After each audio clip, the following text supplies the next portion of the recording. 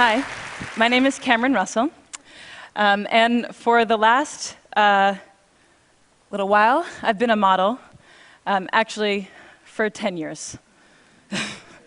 And I feel like there's an uncomfortable tension in the room right now because I should not have worn this dress.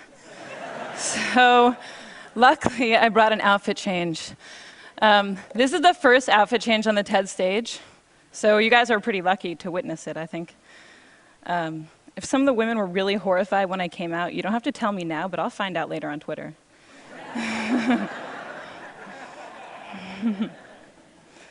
I'd also note that I'm quite privileged to be able to transform what you think of me in a very brief 10 seconds. Not everybody gets to do that. These heels are very uncomfortable, so good thing I wasn't going to wear them. The worst part is putting this sweater over my head, because that's when you all laugh at me, so don't do anything while it's over my head. All right. So why did I do that? That was awkward. Well, hopefully not as awkward as that picture. Image is powerful, but also image is superficial. I just totally transformed what you thought of me in 6 seconds. And in this picture, I had actually never had a boyfriend in real life. I was totally uncomfortable, and the photographer was telling me to arch my back and put my hand in that guy's hair. And of course, barring surgery, or the fake tan that I got 2 days ago for work, there's very little that we can do to transform how we look. And how we look, though it is superficial and immutable, has a huge impact on our lives. So today, for me, being fearless means being honest. And I am on this stage because I am a model. I'm on this stage because I am a pretty white woman. In my industry, we call that a sexy girl. And I'm going to answer the questions that people always ask me, but with an honest twist. So the first question is, how do you become a model? And I always just say, oh, I was scouted, but that means nothing. The real way that I became a model is I won a genetic lottery, and I am the recipient of a legacy. And maybe you're wondering, what is a legacy? Well, for the past few centuries, we have defined beauty not just as health and youth and symmetry that we're biologically programmed to admire, but also as tall, slender figures and femininity and white skin. And this is a legacy that was built for me, and it's a legacy that I've been cashing out on. And I know there are people in the audience who are skeptical at this point, and maybe there are some fashionistas who are like, wait, Naomi, Tyra, Joan Smalls, Lu Wen, and first, I commend you on your model knowledge, very impressive. But unfortunately, I have to inform you that in 2007, a very inspired NYU PhD student counted all the models on the runway, every single one that was hired, and of the 677 models that were hired, only 27, or less than 4%, were non-white. The next question people always ask me is, can I be a model when I grow up? And the first answer is, I don't know, they don't put me in charge of that. But the second answer, and what I really want to say to these little girls, is why? You know, you can be anything. You could be the President of the United States, or the inventor of the next internet, or a ninja cardiothoracic surgeon poet, which would be awesome, because you'd be the first one.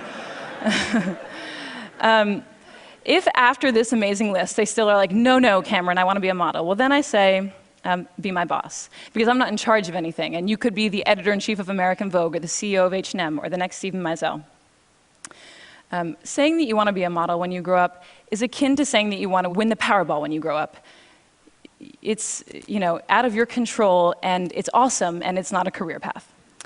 I will demonstrate for you now 10 years of accumulated model knowledge, because unlike cardiothoracic surgeons, it can just be distilled right into right now. So if the photographer is right there, and the light is right there like a nice HMI, and the client says, Cameron, we want a walking shot, well, then this leg goes first, nice and long, this arm goes back, this arm goes forward, the head is at 3/4, and you just go back and forth. You just do that. And then you look back at your imaginary friends, 300, 400, 500 times. It will look something like this. Hopefully less awkward than that one in the middle. I don't know what happened there. Unfortunately, after you've gone to school and you have a resume and you've done a few jobs, you can't say anything anymore. So if you say you want to be the president of the United States, but your resume reads underwear model 10 years, people give you a funny look. The next question people always ask me is, do they retouch all the photos? And yeah, they pretty much retouch all the photos, but that is only a small component of what's happening. This picture is the very first picture that I ever took, and it's also the very first time that I had worn a bikini. And I didn't even have my period yet. I know we're getting personal, but I was a young girl. This is what I looked like with my grandma just a few months earlier. Here's me on the same day as this shoot. My friend got to come with me. Here's me at a slumber party a few days before I shot French Vogue. Here's me on the soccer team and in V Magazine. And here's me today. And I hope what you're seeing is that these pictures are not pictures of me, they are constructions. And they are constructions by a group of professionals, by hairstylists and makeup artists and photographers and stylists and all of their assistants and pre-production and post-production. And they build this, that's not me. Okay, so the next question people always ask me is, do you get free stuff? I do have too many 8-inch heels, which I never get to wear, except for earlier. But the free stuff that I get is the free stuff that I get in real life, and that's what we don't like to talk about. I grew up in Cambridge, and one time I went into a store and I forgot my money and they gave me the dress for free. When I was a teenager, I was driving with my friend who was an awful driver, and she ran a red, and of course, we got pulled over. And all it took was a sorry officer, and we were on our way. And I got these free things because of how I look, not who I am. And there are people paying a cost for how they look and not who they are. I live in New York, and last year, of the 140,000 teenagers that were stopped and frisked, 86% of them were Black and Latino, and most of them were young men. And there are only 177,000 young Black and Latino men in New York, so for them, it's not a question of will I get stopped, but how many times will I get stopped? When will I get stopped?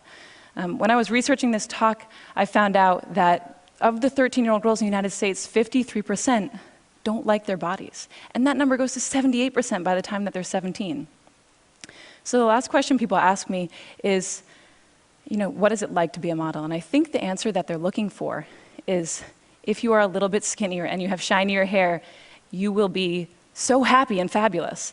And when we're backstage, we give an answer that maybe makes it seem like that. We say, it's really amazing to travel, and it's amazing to get to work with creative, inspired, passionate people.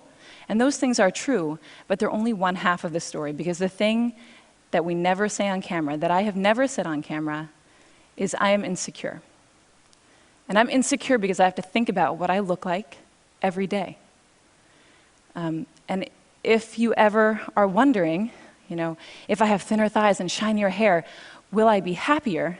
You just need to meet a group of models, because they have the thinnest thighs and the shiniest hair and the coolest clothes, and they're the most physically insecure women probably on the planet. So when I was writing this talk, I found it very difficult to strike an honest balance, because on the one hand, I felt very uncomfortable to come out here and say, look, I've received all these benefits from a deck stacked in my favor. And it also felt really uncomfortable to follow that up with, and it doesn't always make me happy. But mostly, it was difficult to unpack a legacy of gender and racial oppression when I'm one of the biggest beneficiaries. But I'm also happy and honored to be up here, and I think that it's great I got to come before 10 or 20 or 30 years had passed and I'd had more agency in my career. Because maybe then I wouldn't tell the story of how I got my first job, or maybe I wouldn't tell the story of how I paid for college, which seems so important right now. If there's a takeaway to this talk, I hope it's that we all feel more comfortable acknowledging the power of image in our perceived successes and our perceived failures. Okay, thank you.